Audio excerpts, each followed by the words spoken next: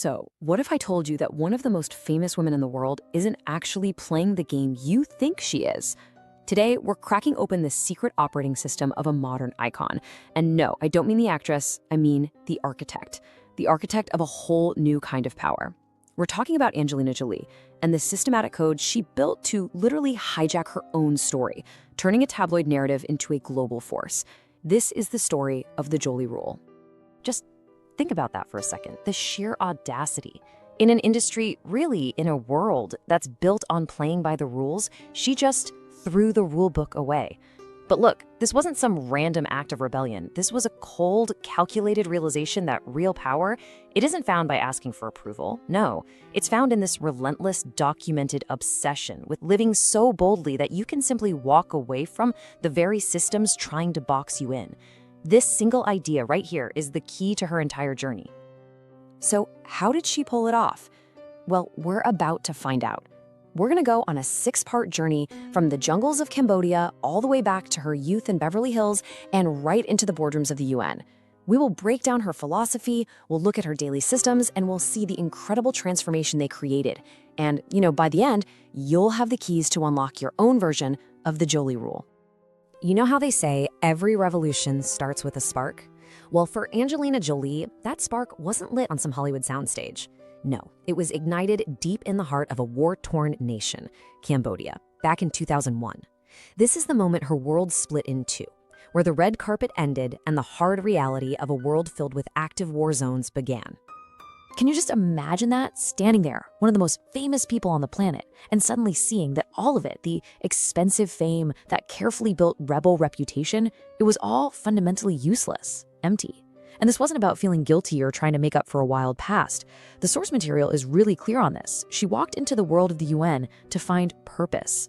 It was a moment of shocking clarity about the function of her platform. She saw her fame not as a prize, but as a tool, a shield she could use for the most vulnerable people on Earth. Now, what's really fascinating here is that this wasn't just a small change in direction. It was a complete system overhaul. On one side, you've got Hollywood's game. It's this closed loop of box office numbers, branding, and following studio rules. But on the other side, that's the new game she created. It's based on global logic, actually understanding the complex systems that fail displaced people. It's driven by purpose, not by profit. And its most powerful weapon, radical transparency. She didn't just change the game. She invented a whole new one with a completely different currency and a very different prize. And this led to a core concept in her operating system, provocation. Now, this isn't about being rebellious just for the heck of it. In the Jolie Rule, provocation is a calculated, systematic tool. It's about weaponizing transparency, using undeniable, hard truth to force clarity into conversations that are usually clouded by politics and PR spin. It's the belief that by living your purpose so boldly, so openly, you become a provocation to the status quo. You lead bigger by forcing everyone else to react to your truth. But where did this fire even come from? I mean, this mindset didn't just appear out of thin air in a jungle. To really understand the woman who stood in that Cambodian field, we have to go back to the girl who grew up in Beverly Hills. She was an insider by blood, sure, the daughter of an Oscar-winning legend, but she was a total outsider by soul. Her early life, well, that was the forge where this fierce, independent worldview was hammered into shape. This timeline, it tells such a powerful story. As a kid, she wasn't the golden child. She called herself a pariah, a funeral-obsessed dropout, in this world of perfect smiles, just fighting for her own emotional independence. In her early career, that translated into this analytical hunger, a deep refusal to just be a decoration. She walked into the arena determined not to be standard. And that Oscar win in '99, that was a strategic move. It was a way to subvert the whole troubled daughter story the media loved to tell. But what happened after was the most important part. The forge of isolation. Instead of letting the tabloid hate just consume her, she used that isolation to build an internal fortress, systematically teaching herself to stop needing social approval and to focus instead on pure humanitarian logic. So here's the crucial point. This became her core belief.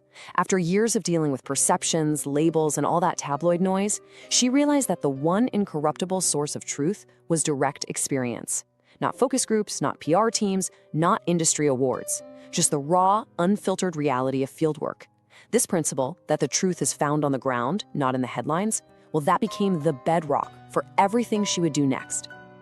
So out of all that friction, the social isolation, the professional fights, the intense media pressure, a codified philosophy started to emerge. And this wasn't just some vague feeling. It was a personal operating system. It was a set of rules for turning her experiences into a repeatable code for leading a bigger, more impactful life. And this right here is the foundational principle. It's stark, simple, and incredibly powerful. She understood that the world is constantly asking you to sand down your edges, right? To censor your truth in exchange for safety, for acceptance, for approval. But her philosophy says that's a trap. Every single time you do it, you give away a piece of your power. True, lasting power comes from the exact opposite direction, from the relentless, unapologetic expression of your authentic self. This brings us to a key term in her philosophy, biological sovereignty. And this is a really profound concept. It's the idea that your purpose, your truth, is so deeply wired into you that it's, well, biological. So the strategy is to stay in a state of radical transparency in your actions, your words, your choices, for so long that the connection between you and that core purpose becomes undeniable, both to yourself and to the world. It's about aligning your outer life so perfectly with your inner truth that they become the exact same thing. The second core concept is leading bigger. This just completely redefines ambition. I mean, typically, ambition is about personal gain. More money, more fame, more power for you. But leading bigger is a disciplined belief that your work's true value is measured on the outside. It's about the impact you have, specifically the voice you can provide to those who have none. Your success isn't what you collect, it's what you amplify. And this just perfectly illustrates the entire philosophy in 5 simple words. It's a total rejection of taking small steps, of being cautious, of playing it safe. In this operating system, the path of boldness isn't just one option among many. It is the only viable path to genuine power and real impact. It's a commitment to making the choice that aligns with your sovereign truth every single time. But of course, a philosophy is nothing without action. Okay, so how do you take a philosophy that radical and turn it into a daily reality? Jolie did it by creating a rigorous, repeatable system. This is where we shift from the abstract why to the practical how, the actual habits and processes she uses to live her code day in and day out. At the very heart of her system is something called the Frontier Audit. It's a 4-step method for planning any mission or project. Step 1, define the frontier. This isn't just setting a goal. It's about forcing a visceral, physical reaction of clarity from yourself about what you're doing and why. Step 2, ensure sovereignty. This is a gut check to make absolutely sure the mission is driven by pure purpose, not by some PR strategy. Step 3, train through transparency. She dives deep into the technical knowledge, the logic of the UN, for example, so she can dismantle simplistic tabloid noise with undeniable facts. And finally, step 4, practice systematic exposure. Every single action is designed to be a direct threat to what the source calls boring apathy, to literally shake people out of their complacency. Another key habit is what she calls visibility feedback. And this is such a fascinating way to reframe fame. See, most celebrities use their platform to get validation, applause, likes, good press. Jolie uses her visibility as a feedback loop. She puts an idea or a mission out into the world, not to be praised, but to get a clear, unfiltered response about her purpose. The global reaction, whether it's good or bad, it all just becomes data that helps her sharpen her focus and her strategy. And underneath all of this is the daily habit of foundational boldness. The source describes this as a sensory, almost rhythmic choice. It's the moment-to-moment practice of choosing the bold life, the difficult, meaningful path, over the easy, fleeting rewards of likes and brand deals. It's about building the muscle of courage through consistent, daily action, making sure her name stays the global gold standard for clarity and purpose. All right, so what happens when you live by such a demanding philosophy and such a rigorous system? Well, the payoff was nothing less than a complete redefinition of what a celebrity could be. It marks her transformation from a media caricature into a new kind of global stateswoman, an architect of moral conscience. I mean, this comparison is just so stark and powerful. Before she implemented her rule, she was the tabloid wild child trapped in an image that others created for her. She was a rebel, sure, but a rebel in a quiet room. Her impact was contained. Afterwards, by living her code, she became something totally new, an architect of a moral conscience. She forged a new model for leadership, one that operates outside traditional government, but holds just as much, if not more, moral authority on the world stage. So the crucial point is, her legacy is just a series of broken myths and new paradigms. She completely destroyed the idea that success in public life is just about managing an image. She proved that unvarnished, authentic purpose is the ultimate form of authority. I mean, think about it. She made a deeply personal op-ed about her preventive surgery, one of the defining cultural acts of the 2010s, a moment of radical transparency that changed conversations about women's health forever.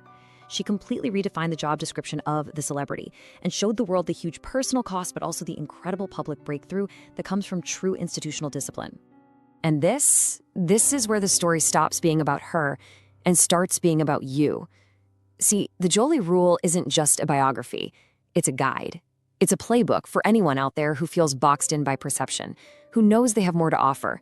It's about how you can live bold to lead bigger in your own life. So this is the central question for you to take away from all this. Where is your personal Angkor Wat?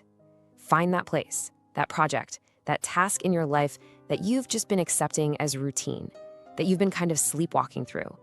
And ask yourself, what would happen if I made a truly bold commitment to it? What would happen if I approached it with such deep purpose that I couldn't help but create a bigger impact? Ultimately, it all comes down to this choice. You can play it safe. You can censor yourself, manage perceptions, try to fit in. But when you do that, you become a victim of those perceptions, always reacting to how other people see you. Or you can choose to live bold. You can align with your purpose, practice radical transparency. And when you do that, you stop being a victim of perception and you become the master of the outcome. You start creating the results you want on your own terms. Just remember that safety is a choice, but it's often a choice that makes you smaller. The real truth, the undeniable power, is found in your purpose.